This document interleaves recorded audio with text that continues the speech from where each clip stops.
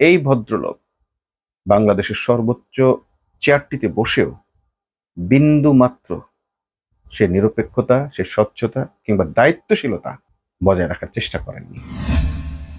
জুলাইতে যখন একের পর এক ছাত্রদের উপর গুলি করা হচ্ছে, যখন সারা বাংলাদেশ ফুঁসে উঠতেছে, সেই মুহূর্তেও তার পক্ষ থেকে একটা বক্তব্য আসে নাই, একটা কোনো প্রচেষ্টা আমরা দেখি নাই যে জুলাই এর এই গণহত্যা বন্ধ হোক, ছাত্র হত্যা বন্ধ হোক, এই ধরনের ম্যাসাকার যেন আর না চালানো হয়। তিনি শেখ হাসিনার প্রতি এত বেশি অনুগত ছিলেন, মানে তার সঙ্গে তার পদধূলি দিয়েছেন, তার সঙ্গে সাক্ষাৎ করেছেন, তাতে তিনি ধন্য, মানে এই ধরনের কথা তিনি বলছেন।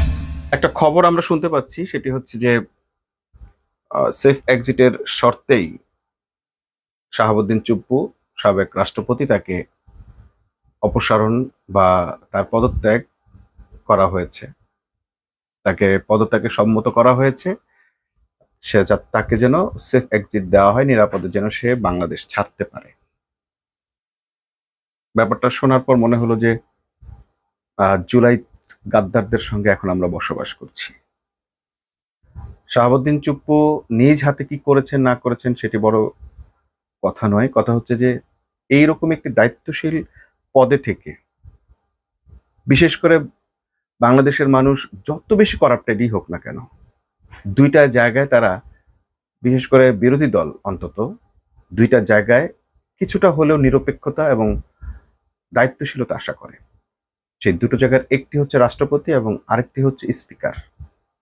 সাংবিধানিকভাবে এই দুটো জায়গা একেবারে নিরপেক্ষ থাকার কথা, কিন্তু বাংলাদেশ এমন একটা দেশ যে দেশে নাম কাওয়াস্তে গণতন্ত্র আছে, নাম কাওয়াস্তে নিরপেক্ষতা আছে, নাম কাওয়াস্তে স্বচ্ছতা আছে, রিয়েল বলে কিচ্ছু নেই।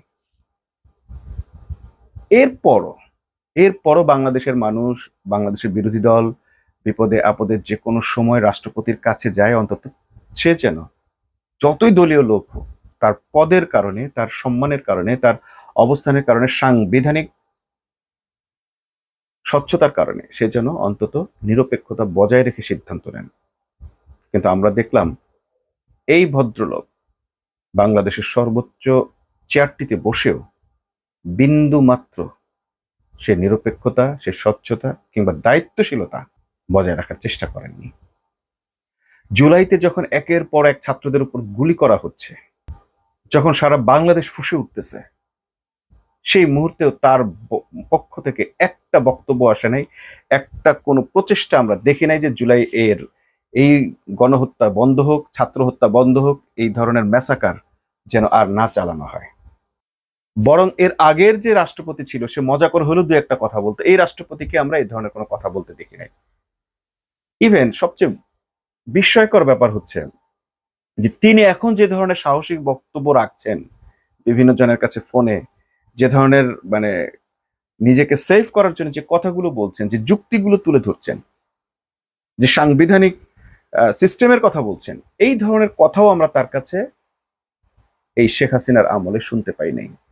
তিনি শেখ হাসিনার প্রতি এত বেশি অনুগত ছিলেন, মানে তার সঙ্গে তার পদধূলি দিয়েছেন, তার সঙ্গে সাক্ষাৎ করেছেন, তাতে তিনি ধন্য, মানে এই ধরনের কথা তিনি বলতেন। যত যাই কিছু হোক না কেন, একটা পদের কারণে তিনি প্রধানমন্ত্রীর চেয়ে উপরে অবস্থান করছেন, মানে রাষ্ট্রপতি। তো সেখানে তার এই ধরনের মানে চাটুকারিতা আসলে কখনোই শোভনীয় ছিল না, বরং বাংলাদেশের জন্য একটা দুর্ভাগ্যের কারণ হয়ে দাঁড়িয়েছে। তিনি কোনো দায়িত্বশীল আচরণ সেদিন, দায়িত্বশীল ভূমিকা সেদিন রাখতে পারেননি। সেনাবাহিনী হোক, অন্য তিন বাহিনীর মানে এক্সিকিউটিভ হিসেবে বা প্রধান হিসেবেও সে সেদিন ভূমিকা রাখতে পারতেন, সেটা তিনি রাখেন নাই। অর্থাৎ এই যে শেখ হাসিনার হাতে যে গণহত্যা হয়েছে, সেটি বন্ধের সমস্ত ক্ষমতা থাকা সত্ত্বেও যেহেতু তিনি সেটি বন্ধে কোনো উদ্যোগ নেননি, তাকে অবশ্যই এই জুলাই হত্যার অন্যতম আসামি হিসেবে এবং দায়িত্বশীল পদে থেকে দায়িত্বে অবহেলার কারণে তাকে অবশ্যই শাস্তি আরোপ করা উচিত। নাম্বার ওয়ান, গণহত্যার শাস্তি তাকে পেতে পাওয়া উচিত, বা দায়িত্বে অবহেলার কারণে কর্তৃত্বের জায়গায় থেকে, চেয়ারে থেকে জনগণকে রক্ষার, সংবিধানকে রক্ষার যে দায়িত্ব তার উপর ছিল, সে দায়িত্ব পালনে ব্যর্থ হয়, তার বিচার হওয়া উচিত। কিন্তু আমরা দেখলাম স্বরাষ্ট্রমন্ত্রী বলছেন, বাংলাদেশের বর্তমান স্বরাষ্ট্রমন্ত্রী, যিনি নিজেকে ফ্যাসিবাদ বিরোধী বলে মনে করেন, ফ্যাসিবাদ বিরোধী আন্দোলন করেছেন বলে মনে করেন, সেই দলের স্বরাষ্ট্রমন্ত্রী বলছেন যে রাষ্ট্রপতির বিচার করার কোনো সুযোগ নেই। রাষ্ট্রপতির অবশ্যই বিচার করার সুযোগ নেই রাষ্ট্রপতি থাকা অবস্থায়, কিন্তু রাষ্ট্রপতি থেকে পদত্যাগ করার পর তার যে বিচার করার সুযোগ আছে সে প্রমাণ আমরা ইতিমধ্যে পেয়েছি। আমরা দেখেছি কিভাবে রাষ্ট্রপতি এরশাদের উপর বিভিন্ন ধরনের বিচারমূলক ব্যবস্থা নেওয়া হয়েছে, এবং বিচারের ঊর্ধ্বে কেউ নয়, অতএব রাষ্ট্রপতিও বিচারের ঊর্ধ্বে নয়। তো এই যে সেফ এক্সিটের শর্তেও যদি তাকে ছেড়ে দেওয়া হয় বা তার পদত্যাগপত্র নিয়ে তাকে যদি এখন যেতে দেওয়া হয়, তাহলে যেটা হবে যে এরপর যারা এই দায়িত্বে থাকবেন তারাও বিভিন্ন ধরনের অপকর্মে বা অপরাধে জড়িত হয়ে, কিংবা যখন দেশের কোনো প্রয়োজন হবে তখন তারাও ঠিক আগের মতোই, তার মতোই নতজানু এবং মানে দায়িত্বশীল আচরণের পরিবর্তে মোসাহেবি টাইপের আচরণ করবেন। যদি এটাই হয়ে থাকে যে বাংলাদেশের রাষ্ট্রপতি প্রধানমন্ত্রীর বাইরে কিছুই করতে পারেন না, কিছুই বলতে পারেন না, তাহলে আসলে এই ধরনের পদের কোনো প্রয়োজন নেই। রাষ্ট্রের এমন একটা গুরুত্বপূর্ণ পদ যেখানে তাকে রাষ্ট্রের খরচে অনেক কিছু তাকে দেওয়া হয়, দিতে হয়, সেই কাজটি যেন কখনোই আর করা না হয়। রাষ্ট্রের যিনি রাষ্ট্রপতি হবেন তাকে অবশ্যই ক্রুশিয়াল মোমেন্টে, বিশেষ বিশেষ মুহূর্তে শুধু বাণী নয়, তাকে কিছু কাজ করে দেখাইতে হবে।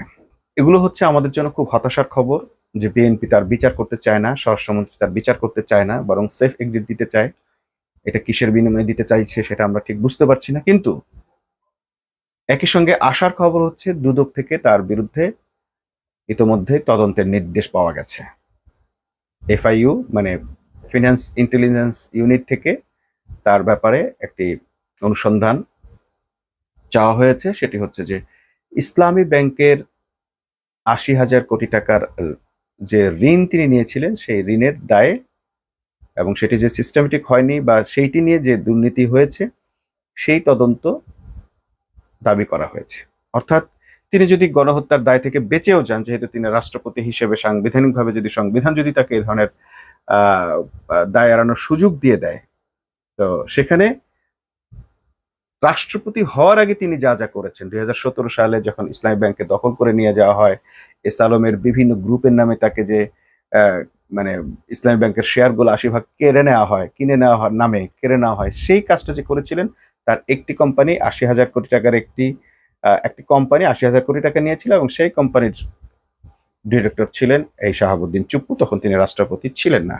রাষ্ট্রপতি থাকার আগে তিনি যে অপকর্মগুলো করেছেন বা অর্থনৈতিক দুর্বৃত্তায়নের সঙ্গে জড়িত ছিলেন, সেই জায়গাটা মানে সেই যে অপরাধটা তিনি করেছিলেন সেইটার জন্য অবশ্যই এখন তাকে আইনের মুখোমুখি হতে হবে, সেই তদন্তটা তার বিরুদ্ধে হতে হবে, এবং এইটা থেকে তার রেহাই পাওয়ার কোনো পথ আছে বলে আমরা মনে করি না। তবে যেহেতু টাকা বিদেশে পাচার হয়ে গেছে, যাই কিছু করা হোক এই টাকা ফেরত আনাটা অনেক কঠিন। এই সরকার চেষ্টা করলে কিছু টাকা ফেরত আনতে পারবে, কিন্তু সেই ফেরত আনার টাকা কতটা বাংলাদেশের রাজস্ব ভান্ডারে যোগ হবে আর কতটা তাদের নিজের পকেটে যাবে সেটা নিয়ে আমাদের ব্যাপক সন্দেহ রয়েছে। এই সরকারকে যদি সরকার তার সেই আগের সরকারের মতোই দুর্নীতি, অপশাসন, দুঃশাসনের মানে এই চালিয়ে যাইতে থাকে, তাহলে সেক্ষেত্রে তাকে আটকাতে হলে বিরোধী দলের এখন শক্ত প্রতিরোধ গড়ে তোলা ছাড়া কোনো উপায় নেই। আমরা দেখলাম বিরোধী দলের নেতা খুব শক্ত করে বলেছেন রাষ্ট্রপতি তো সেই দায়িত্বশীল জায়গা থেকে তিনি যে দায়িত্ব পালনে অপারগ হয়েছেন, অক্ষম হয়েছেন, কিংবা দায়িত্ব পালনে ব্যর্থ হয়েছেন, তার জন্য তার অবশ্যই বিচার হওয়া দরকার।